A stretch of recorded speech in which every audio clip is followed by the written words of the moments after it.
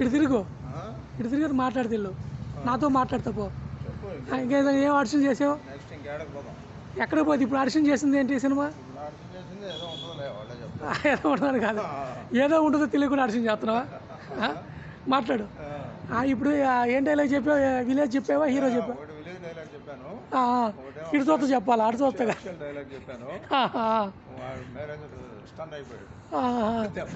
Okay అయినట్టేనా? అంటే మీకు confirm అయింది ఆడిషన్? సక్సెస్ఫుల్ అయిందా ఇది? అట్లా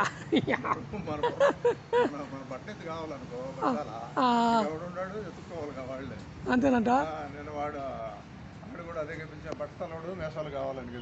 మీ ఎక్స్పీరియన్స్ ఉన్నట్టు కూడా చెప్తారు కదా, మీకు ఎక్స్పీరియన్స్ బాగుంది కదా.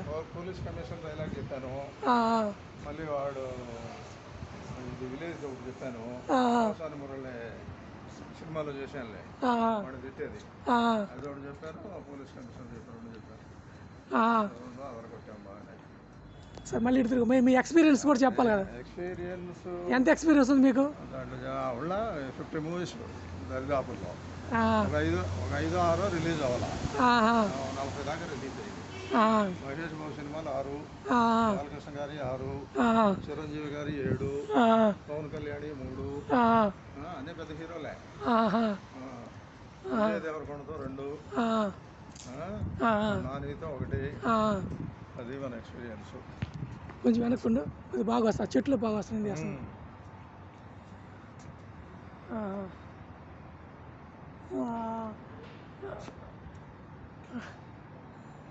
సరదా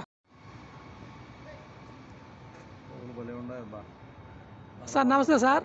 నమస్తే. ఏం సార్ ఇక్కడ ఉన్నారు? ఏముంది, ఈరోజు మేడంలో సినిమా చేశాను నేను, అది దీనికి వెళ్ళి వచ్చాను ఫంక్షన్కి. చాలా బాగుంది సినిమా, బ్రహ్మాండంగా ఆడుద్ది. అంతా మిడిల్ క్లాస్ ఫ్యామిలీకి సంబంధించిన స్టోరీ, అది బాగా ఆడుద్ది అని ఎక్స్పెక్ట్ చేస్తున్నాము. ఆ డైరెక్టర్ కూడా చాలా బాగా చేశాడు, ఆ ప్రొడ్యూసర్ డైరెక్టర్ కూడా చాలా మంచివాడు, కుర్రాడు, యంగ్స్ అనమాట, బాగా తీశారు.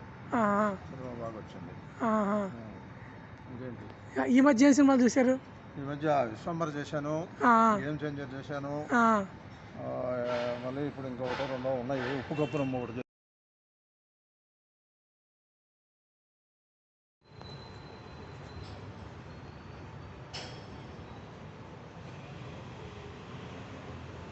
సార్ నమస్తే సార్.